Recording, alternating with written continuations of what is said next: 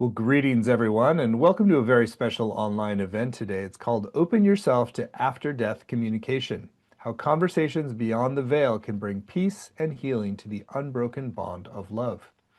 My name is Stephen Dunn. I'm the founder and president of the Shift Network. And for years now, we've been in a deep exploration of how we can bridge communication across the veil, because when that happens, it really enriches your life, creates healing, creates collaboration possibilities. And so much of this work focuses on working through a medium. And today we're going to explore more direct forms of communication, how that can happen with one of the foremost researchers in the field. Her name is Janice Miner Holden. She's has many different degrees. She's a professor emerita of counseling from the University of North Texas, and she's the president of the International Association of Near-Death Studies. So we're going to go deep into the research and some of the practices today. And if you're excited to go further and really build this bridge of communication yourself, we have a brand new program with Janice called After Death Communication that we'll be sharing more about towards the end of the hour. So with that said, Janice, thank you so much for joining us here today. Oh, it's my pleasure. Thank you for having me, Stephen.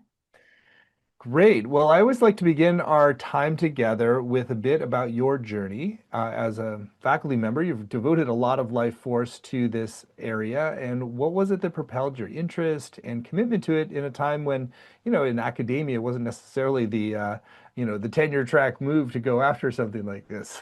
Yeah. Well, I've just always been interested in phenomena that are not easily explained.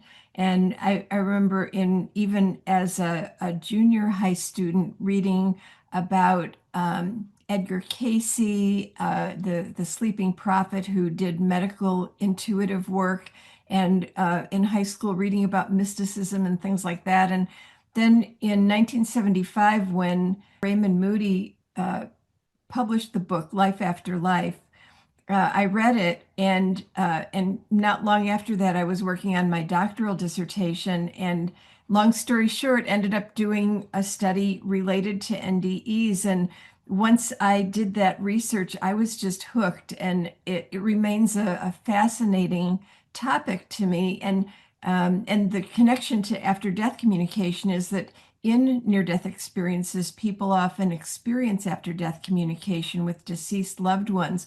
And that led me to, as a second area of focus, to really focus on ADCs themselves, because they also occur outside of the context of near-death experiences for most people.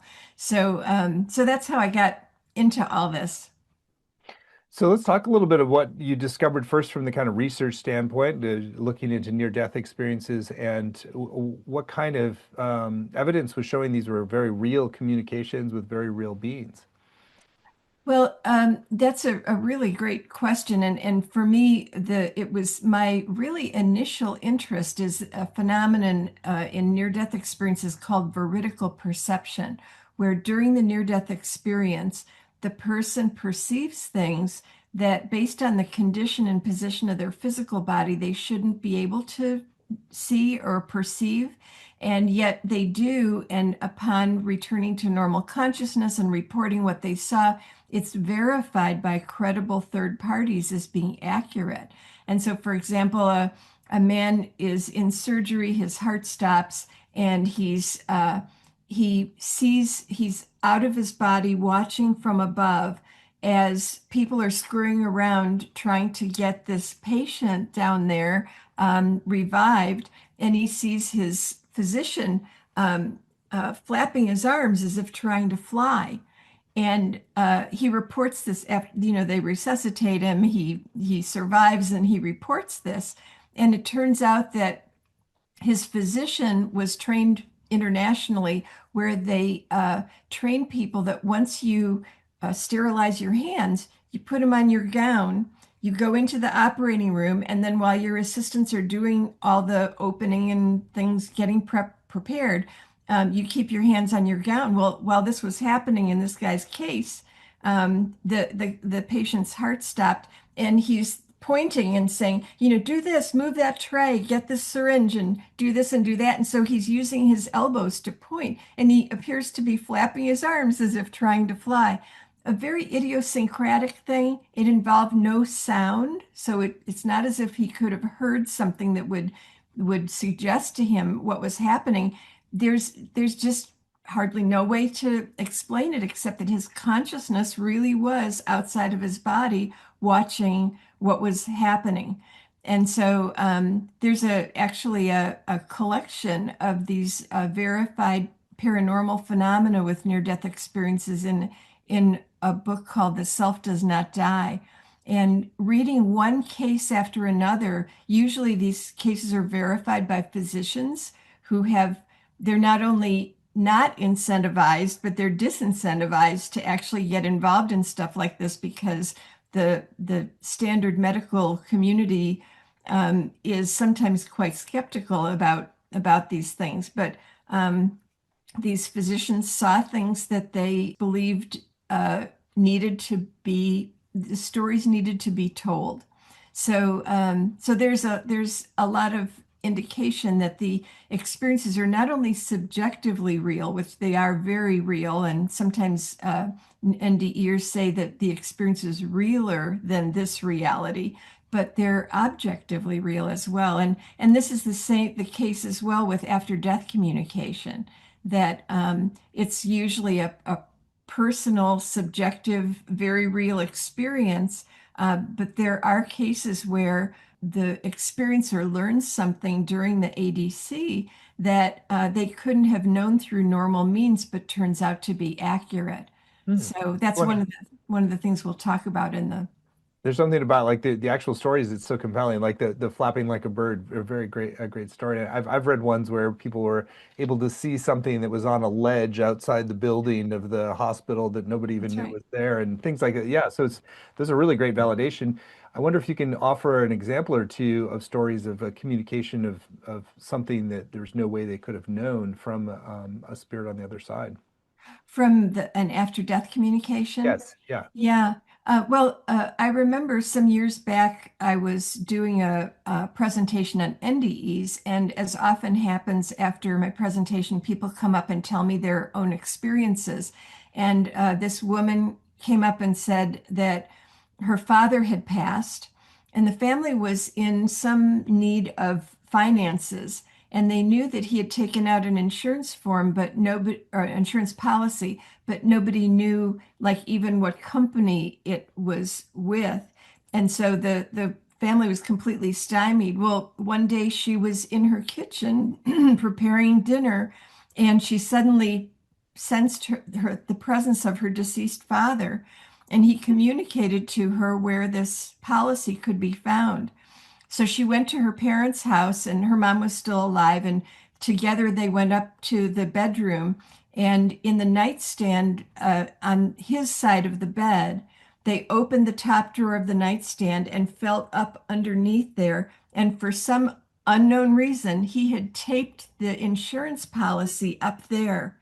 They took it down, they cashed it in, and it was in a location that no one ever would have found it if she didn't have that information. So I'm actually involved in a study at the University of Virginia right now where we're trying to collect cases of veridical perception during after death communication so we can maybe have a companion book to The Self Does Not Die about veridical NDE perceptions, a companion book about veridical ADC perceptions. Hmm, that's a remarkable story and very practical too, that it turns into something of benefit for the family so Yeah. directly. One of the things I like about this story is it illustrates one of the features that we see over and over in after death communication, which is that the deceased loved one is still aware of and interested in the lives of the living people and the well-being of the living people. And so that's often a surprising discovery by people who experience ADC, that their deceased loved one is still aware of them and interested in them. So it gives good evidence to the sort of looking out for you, sort of angel on your shoulder kind of Yeah, image. yeah. And it sounds like maybe also like trying to make sure to bring things to completion that might have been unfinished as well. That's right, exactly. Yeah, that theme of finishing unfinished business is another recurring theme in ADC, right? Mm. So, what are some of the other themes that you often pick up on? So, there's ongoing interest, trying to benefit somebody, or a complete, incomplete business. What are some of the other prominent themes of the ADCs? Well, ADCs occur to people who are both grieving and non-grieving. And people often just think that it's a grief-related experience, but that's not the case. And actually, the non-grieving are often like rescue type ADCs, where the living person gets a communication from the deceased loved one that in some way protects them or prevents them from having some kind of like accident or something like that. But for most people, most ADCs do occur to people who are grieving. And I often think of grieving as involving a few questions. And one of the questions is, where and how is my deceased loved one? Do they still exist? And if so, where and in what condition? And ADCs answer that question because the person has a direct experience that the deceased loved one still exists. They usually appear um, in a form that is sort of at the peak of their life. So they appear healthy and whole no matter what the circumstances were of their death. And so it really answers that question that they still exist, they're in a state of well-being. And then another of the questions is, um, will I ever what is my relationship with them now? And the ADC again answers that question that the relationship is an ongoing one. And then the question of will I ever be with or see that person again? And again, people often come away from ADC with the conviction that when their time comes to pass, they will meet their deceased loved one again and be reunited. So it really has a lot of healing benefits. Hmm. So a lot of these things arise spontaneously, not necessarily intentionally. The person's in the kitchen working, and all of a sudden they feel the presence. What have you found in terms of the ways that you can kind of cultivate this and make it more replicable or more predictable to make an ADC? Yeah. Well, actually, what you said is true that I would say that ADC is always spontaneous. We can't make it happen, but there are definitely things that people can do to facilitate them happening. And the that process involves usually letting go of or somehow transcending any blocks that the person has. If there's fear or ignorance, that just is based in lack of information. So I think you made a really good point that, and I would say that actually ADC is always spontaneous. We can't make ADC happen, but there are things that people can do to facilitate them happening spontaneously, and mostly it has to do with the releasing of things that block that communication and putting that enable a person to put themselves into a state of mind or consciousness in which that kind of communication is more likely to occur. And so there are just a lot of things that people can do, uh, essentially becoming educated so there's accurate information about the experience and what it means. There also is an approach to counseling called induced after death communication, and that is intended for people who are grieving to process their grief in a unique way that helps get them into that state of mind in which after death communication is more likely to occur. So there's a lot to say about that, and in fact, that's one of the topics of my upcoming course. But it's just to illustrate that there are some things that people can do in their regular daily lives. And then also, if they're really interested especially don't get success in those other things, they can try a really focused counseling technique. Well, that's exciting. I know that it's going to be super helpful for people to have that, particularly in your upcoming course.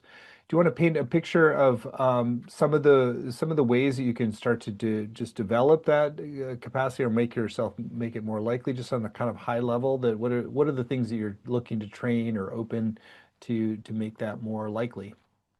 Well, one of them, just to speak in somewhat general terms, is to identify any informational or emotional barriers to having the experience. And another is to intentionally incubate after death communication through there are a couple different procedures that um, can sometimes facilitate the experience. One of the things that I think is always true of any sort of like more psychic or communication in consciousness is just trusting that it's real. So how do you recommend going about, building trust, gathering evidence, making it really feel like, oh, this is a real communication?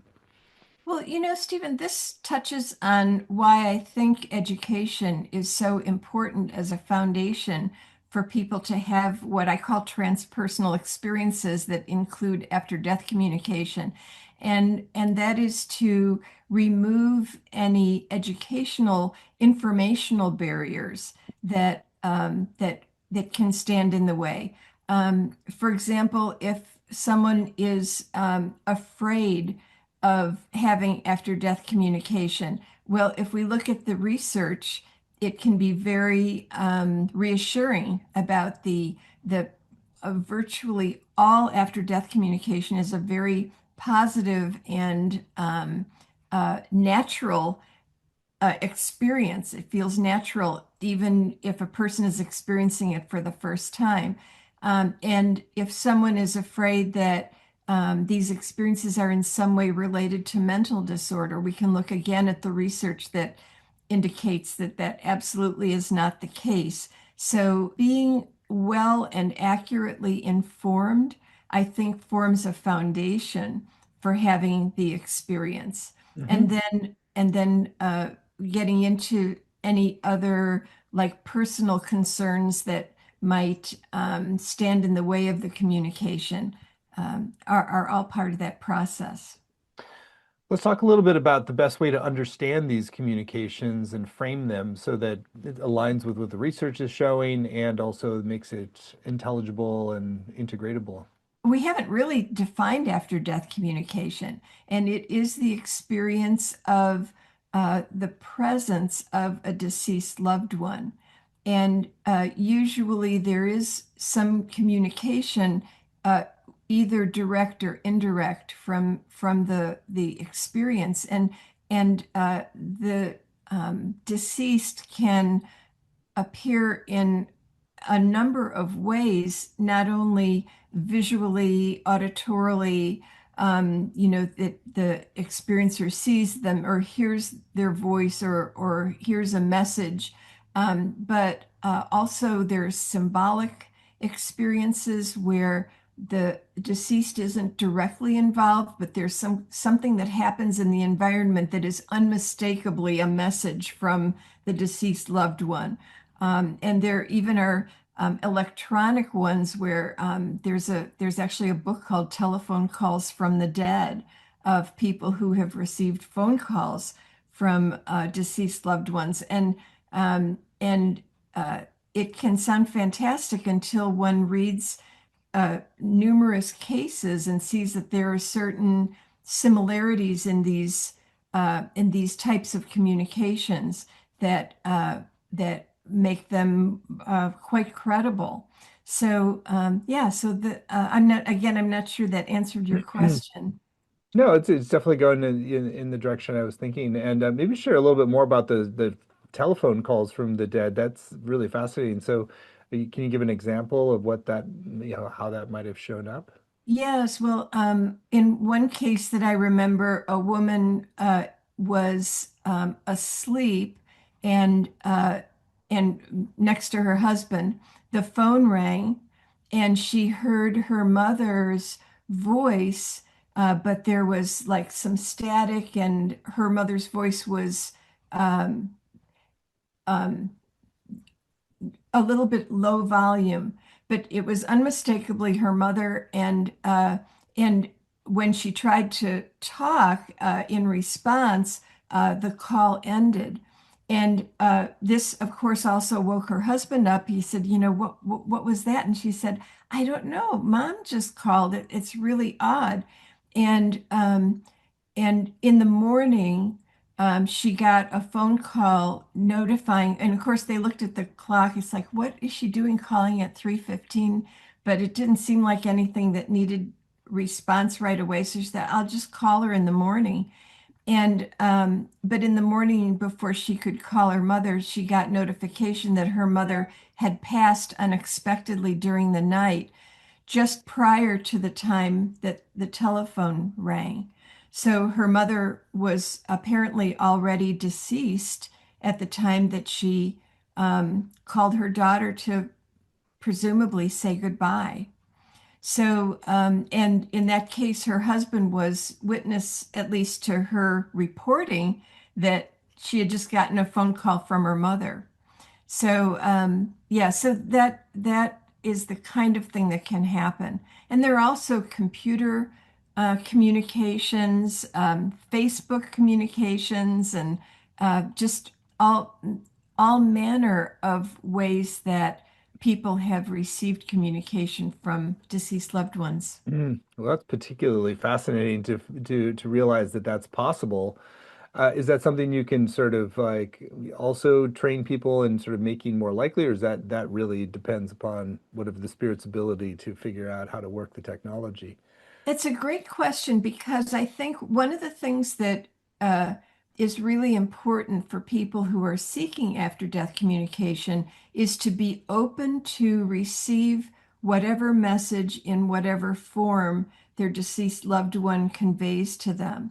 And it's something that's kind of out of the domain of what we're going to be talking about, but a few years ago, came across, it so happened, the two books by men whose wives had passed and who subsequently they subsequently had extensive communication with them. Now, these are men who didn't know each other. And in the communication with their deceased wives, which they documented through journaling, there were some interesting similarities between the two. And both of their wives supposedly communicated to them that uh, it's uh, it's challenging for the deceased to communicate with us because we are at a energetically sort of lower vibration here in physical existence, and they're at existing at another level of vibration. So there has to be a meeting of of the of the two, the living and the deceased persons, in somehow, that the vibrational levels sort of get met in the middle or somewhere. And how that happens uh, is can be challenging for the deceased person. So some of the easiest ways, these two wives both said the easiest ways for them to communicate is by interfering with electronic things like lights flashing in the room, or the doorbell ringing unexpected times, and but and that it's most challenging for them to actually appear or really send a thought message. So and of course they might find it easiest to work through a computer or a telephone, or just or to the person while they're asleep. Um, so so it's we can't know uh, what form the after death communication will take. What we have to do is be open, Hmm. open to however it comes. Truly fascinating. Well, I find that particular rabbit hole very interesting, and I know that a lot of your focus is really on cultivating this, through certain visualizations and guided imagery to really sort of open that portal in a way that's more of a kind of a direct psychic connection. Um, you want to share a little bit about, I know you're going to guide us in experiential to start to bring that methodology alive for after death communication, but do you want to share a little bit of context for how you begin to practice and prepare and then guide us in that experience? We could actually do a little meditation right now just to give people a taste of the sort of thing that I do to facilitate this coming home more experientially. Shall I just go ahead and Yeah, do that? let's do it. Okay. Okay, so this is a meditation for the listener to begin exploring their relationship with ADC, their own relationship with ADC. So, of course, um, to begin, I invite the listener to close your eyes, or if you prefer not to close your eyes, choose a spot in your environment that you can just focus on and then defocus. So you're sort of more internally focused rather than focused on the spot itself. And then relax. Begin focusing on your breathing and imagine breathing in relaxation and breathing out stress. Relaxation in, stress out.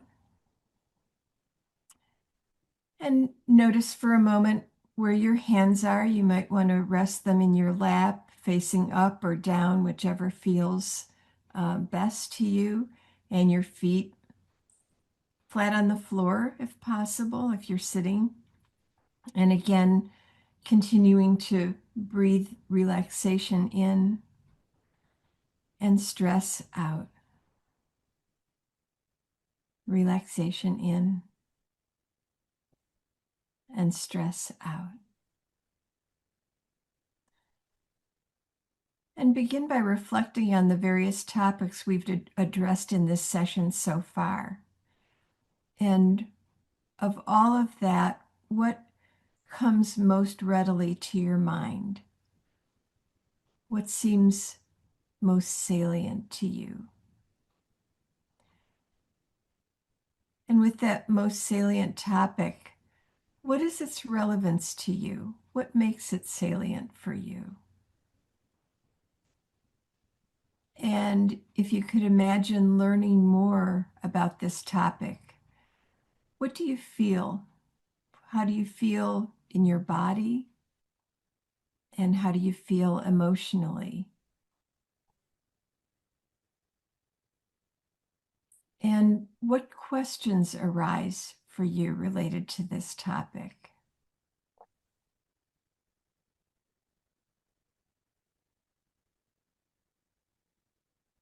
And what needs can you identify that attention to this topic might meet?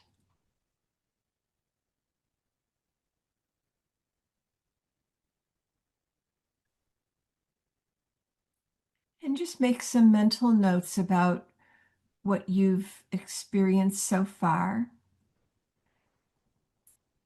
And then moving on a little bit, knowing that in the upcoming course, one of the focuses will be steps that you might take to facilitate your own spontaneous experience of ADC.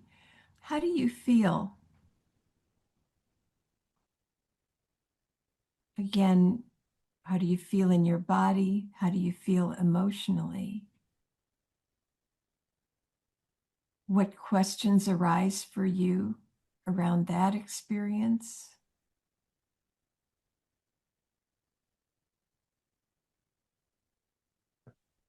And what needs can you identify that attention to this process might meet?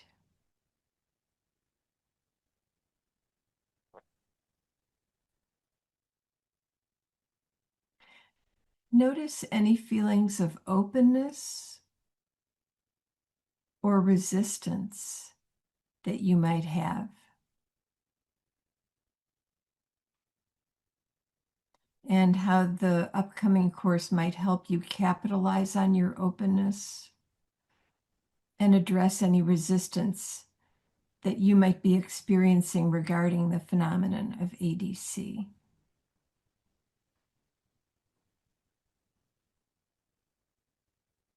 Again, make mental notes of anything that's arisen for you in this imagery exploration.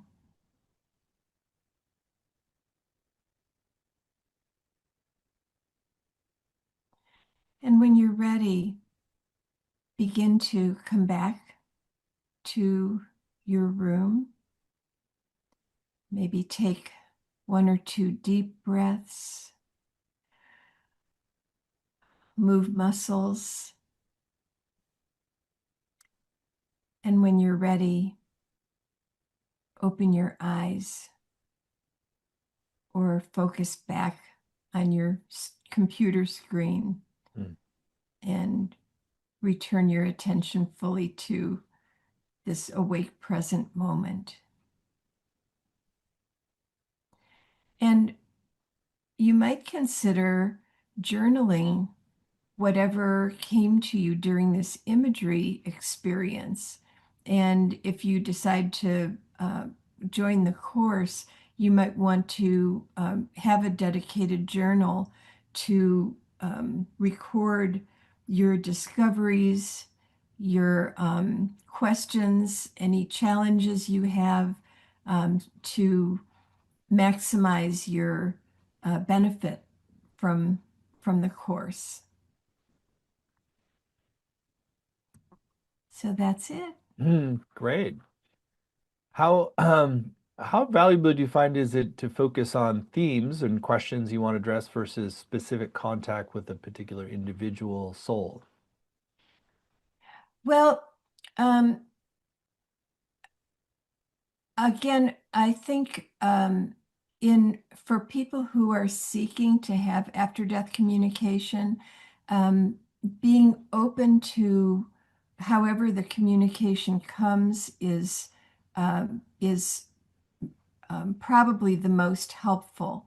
So there might be themes that someone is seeking to have addressed, and it's fine to have those in mind, and also to be open to the communication coming again in whatever form the deceased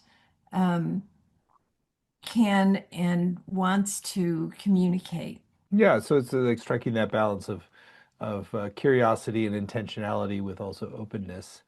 Um, Right. yeah. So, and then how do you, once a communication starts to get established, how do you recommend deepening that, extending that over time?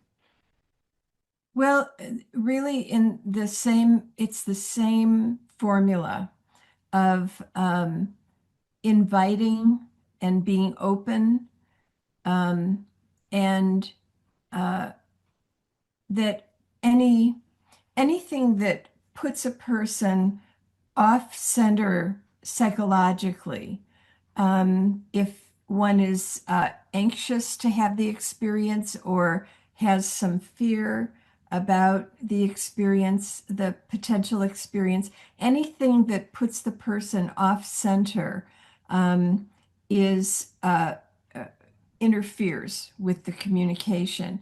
And so whether it's an initial communication or subsequent communication, the formula is always the same. It's about removing any barriers so that one is in this centered, receptive mode, and that is inviting and open and very accepting of whether communication happens or not and whatever form it takes, and accepting whatever comes. Now, there are some strategies that some people use that I am aware of but haven't used myself, and don't know of research. And my approach is always research based.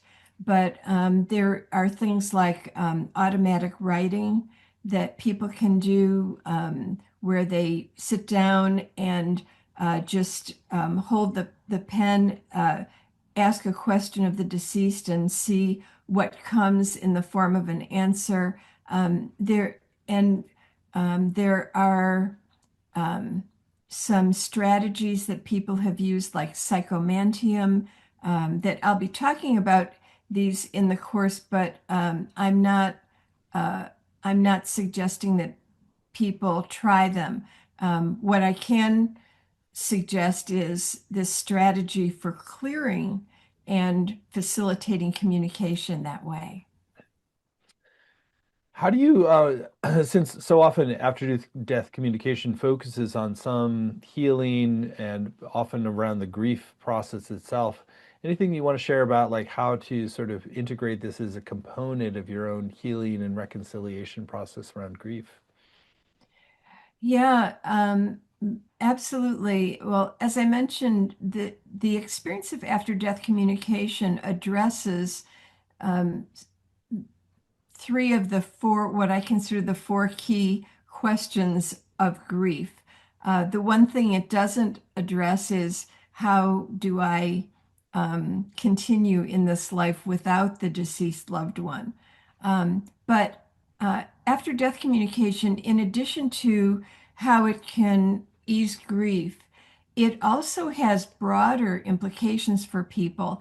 We know from research, for example, that people's cosmology changes as a result of after death communication. Cosmology is your model of the universe, and that people who already believe in the survival of consciousness after death, for example, are reinforced in that belief, or in some cases they would say it's not a belief, it's a knowing.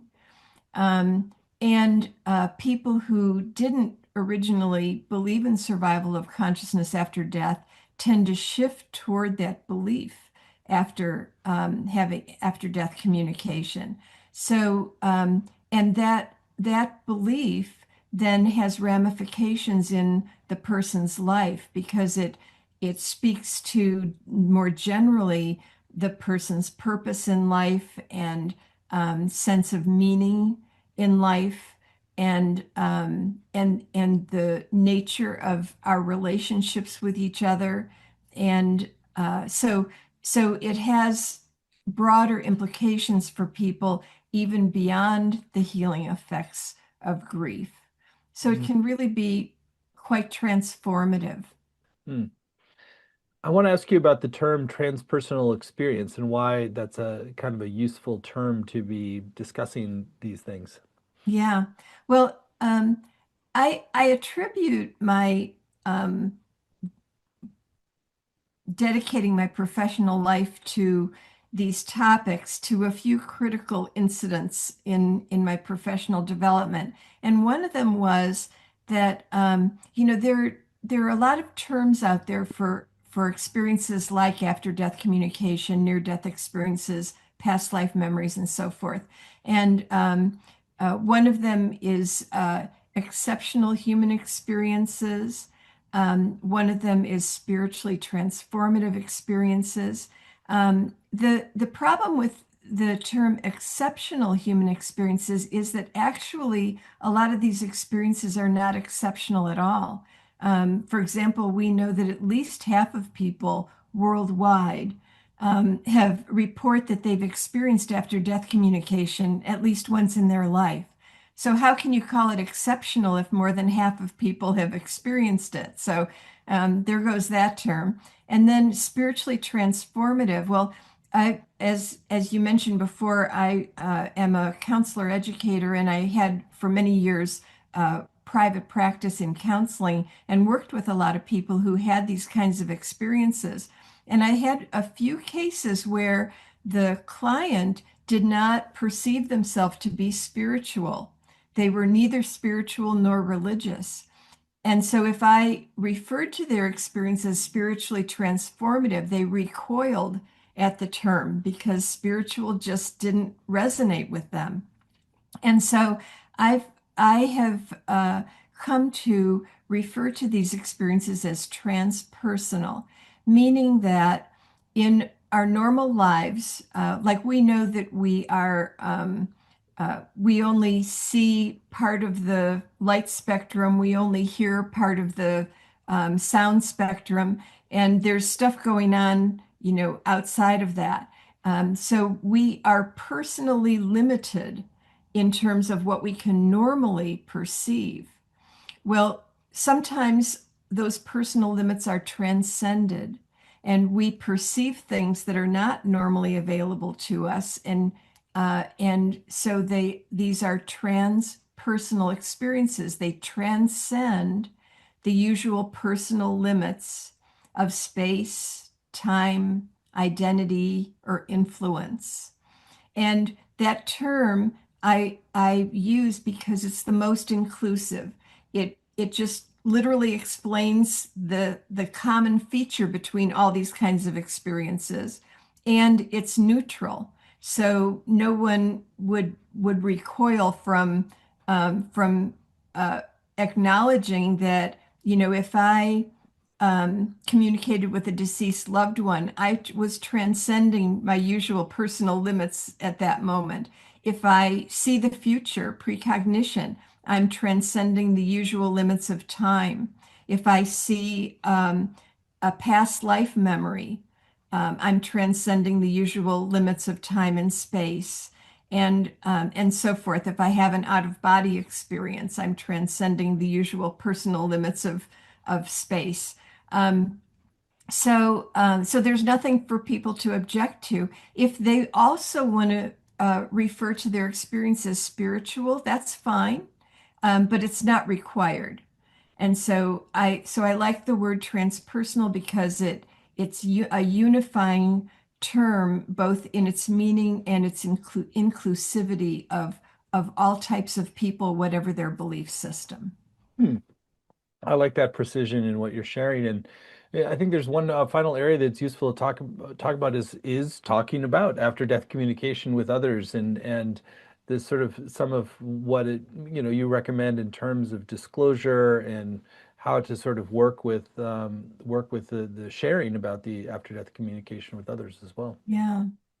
Well, I've done research about uh, near-death experiencers, experiences of disclosing their NDEs to other people, and discovered features that characterize what they consider to have been helpful or harmful responses on the part of the confidant to whom they disclose their experience. And they include things like that the confidant recognized what the experience was and didn't respond by saying, "Well, I don't know what that is," or "I never heard of such a thing," or that sort of thing. That kind of response is harmful. Responding by saying, "Yes, I've heard of that," or even better, "Yeah, I know about some about experiences like that." um, and being able to even label it as it sounds like what you might have had is a near-death experience or after-death communication or precognition or whatever the term is, that it's a known thing, and being open and non-judgmental about what the person experienced, um, acknowledging at least the reality of the experience for the person themselves, if not realizing that there is evidence for the objective reality of these experiences, and not thinking that the person has mental disorder or that these experiences come from some kind of evil source. And there's actually research to contradict both of those assumptions. So those are some of the features that if a person can hear uh, another person's experience with those kinds of attitudes and stances, the other person is likely to benefit from having disclosed to you. So those are some of the things that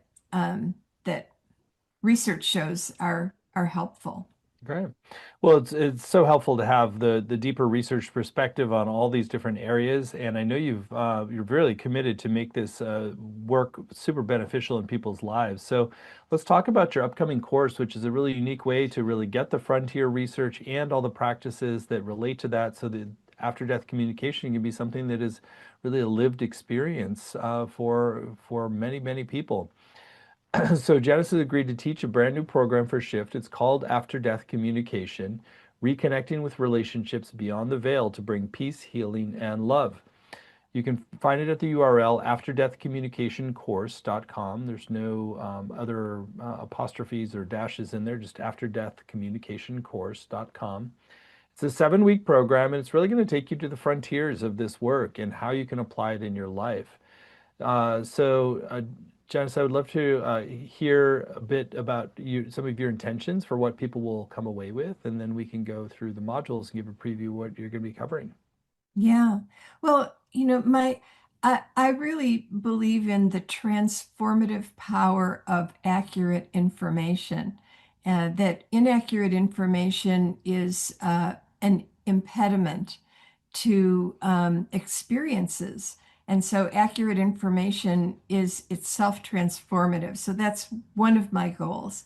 And also for people to be able to explore the ways in which they're open and or have any blocks to receiving spontaneous communication from deceased loved ones, if those loved ones are wanting to connect with them.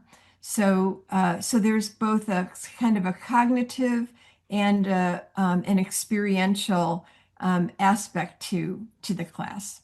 So module 1 goes into unlock personal meaning through death-related transpersonal experiences.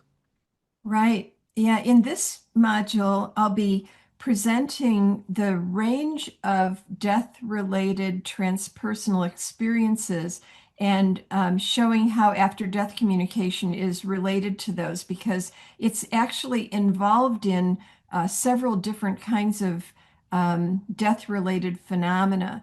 So, for example, one of the things we'll talk about is terminal lucidity, where a person is approaching death, has some kind of biologically based cognitive impairment, like having dementia or a brain injury that is that it, our current models would say can't be healed.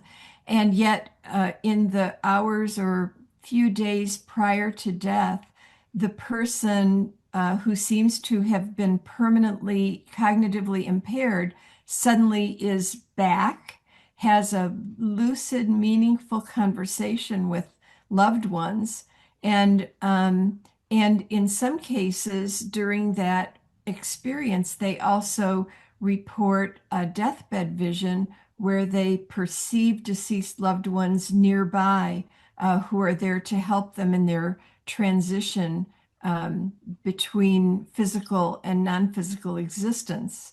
So we're going to get into all the full range of these different types. There are shared death experiences. We've mentioned near-death experiences and precognitions of death and things like that. That we'll look at kind of the big picture and how ADC fits into that before we dive more deeply into ADC itself. Module 2, expand connection by exploring the many forms of after-death communication. Yeah, and there we'll get into exactly that, the different forms that ADC can take. And as I mentioned, there are various forms that involve the direct perception of the deceased loved one or indirect through symbolic or electronic and all that. And I'll give examples of these various types of ADCs. Module 3, unlock deeper communication or deeper connection by understanding why life and culture shape your ADC. Yeah, Western culture does not proactively prepare us for transpersonal experiences, yet they happen. And so it's important to look at how our culture and cultures around the world view ADC and how those cultural stances either increase or decrease the likelihood of people having ADC based on what the cultural stance is. Module 4, deepen healing and insight through your experience of after-death communication. Yeah, and there we'll talk about strategies to facilitate ADC in one's own life, and we'll be getting into the process of things like dream incubation. Module 6, see beyond media misunderstandings to trust the transformative power of ADC. Yeah, and this is another challenge is how the media presents and represents after death communication. We'll get into talking about the concept of hallucination. These experiences are often referred to in the media as hallucinations, and um, how valid or invalid the use of that term is. And we'll be looking at specific examples of articles in particular that have been published both in print and online about ADC and the extent to which they represent the experience accurately. And finally, Module 7, transform healing and insight through induced after-death communication. Yeah, so this is the module where we'll focus on the counseling technique of induced after death communication, including the procedure, what's involved in the procedure, and the um, research that's been done on its effectiveness. And a little spoiler alert that the research that's been done so far indicates that it is induced after death communication as a treatment for grief is significantly more effective than traditional grief counseling or other alternatives like no counseling. That's exciting. Well, Yeah. again, there's more detail on each of these modules at afterdeathcommunicationcourse.com. So in addition to the 7 90-minute live sessions, which are a great opportunity to ask your questions directly of Janice, you're also going to get recordings of every session, both video and audio, as well as word-for-word transcripts. There's weekly exercises and practices that you can do at home. There's community group to support you and deepen your experience, as well as small group time to connect with other participants. And Janice has been very generous with extra bonuses as well. There's a video dialogue from Janice called Two After Death Communications. You want to share more about that special bonus? Yeah, I'll actually be telling two of my personal experiences of after death communication to illustrate some of the diverse forms that the process can take and the effects of them. There's a second bonus called also a video from Janice called Two Mysterious Experiences during Induced After Death Communication. Want to share more there? Yeah, there one of those mysterious experiences involved the door behind that I'm pointing to behind me during an IADC session, and the other involved me picking up um, some very personal information that it wasn't like invasive, but it was very confirming for the client to get this really unique information that I received indirectly while facilitating her IADC session. So there's something more going on besides a really powerful counseling technique. That's great. Sounds like a great bonus as well. And then there's one final bonus that folks get if you sign up by midnight tonight, Pacific time. And this is our way to encourage you to tune in now and make a decision while you have the most information. This is a video dialogue with Janice and Norman Clownig called Current Perspectives on Terminal Lucidity. That's a new area we haven't really talked about, but let's learn a little bit about terminal lucidity. Yeah, recently Norman and I made this presentation at the annual conference of the International Association for Near-Death Studies, IANS, and IANS graciously gave us permission to use the recording of the session as a shift bonus. So people will be able to learn more about that phenomenon. Great. Well, it's a great extra reason to move forward right away. Yeah. So it's clearly going to be such a valuable program. And really think about just the impact in your life of being able to have, commonly make contact with souls on the other side, have this sense of closure, sense of healing with grief, having ongoing guidance, sometimes very practical things like the insurance story from earlier. And really, what a beautiful offering to really keep that relationship alive across the veil. So we've kept the investment for the program very accessible. It's just three payments of $128, or you save 10% with you pay in full with one payment of $349.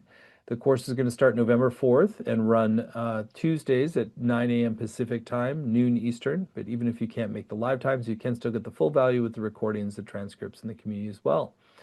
There's some great testimonials about Janice's integrity, wisdom, and love, and her capacities as a teacher on the page. And so you're in really good hands. You're going to have the frontier research, and you're going to get the best practices to really make after-death communication a real thing in your life. So that's the overview. And Janice, anything that's still on your heart you want to share with folks who are considering joining you for the full course? Yeah. Well, of course, we can't promise that someone will have after-death communication as a result of taking this course, but I can say from experience teaching a graduate course at my university that students have had after-death communication during the course where they've never had it before. And even those who didn't found that their worldview and their sense of connectedness to their deceased loved ones was enhanced even without the direct experience. So some people will have, some won't, but based on at least the way my students report, the process of learning about ADC is expansive in and of itself. Mm. Beautiful. Well, thank you, Janice, for your time and your dedication to advancing this whole field and sharing the fruits with all of us. And again, everyone, if you would like to go forward, you are welcome to do so at afterdeathcommunicationcourse.com, and you'll get that special bonus when you sign up by midnight tonight, which is the current perspectives on terminal lucidity with Janice and Norman Clownick. So thank you so much, Janice, and thank you all for joining. Many blessings. Thank you, Stephen.